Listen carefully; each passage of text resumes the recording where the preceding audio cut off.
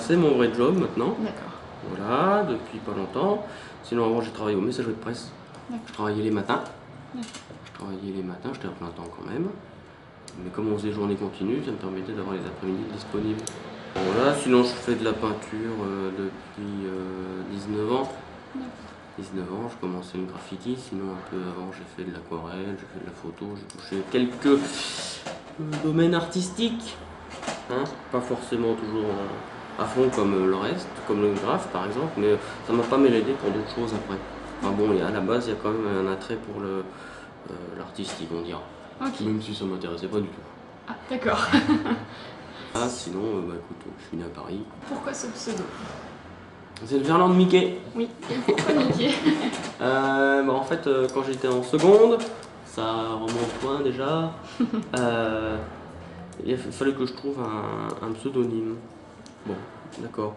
Et à l'époque, j'ai appelé un copain Mickey, parce qu'il revenait des États-Unis et que je voulais le surnommer par un nom qui représente les États-Unis dans le pour et le contre, en fait, tu vois. Et donc je l'ai appelé Mickey. Bon, il y a peut-être les oreilles un peu décollées aussi, ça c'est secondaire, hein, mais au moins ça, tu vois. Voilà, et puis il me l'a renvoyé en verlan.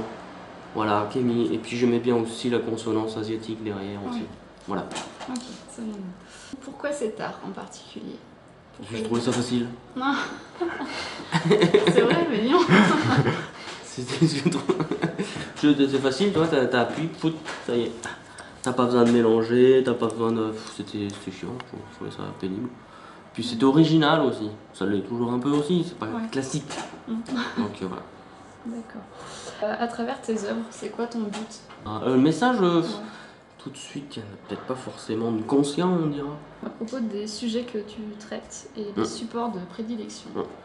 Ah bah alors après, j'aime bien, mais les sujets, ça dépend des supports. Voilà, c'est simple.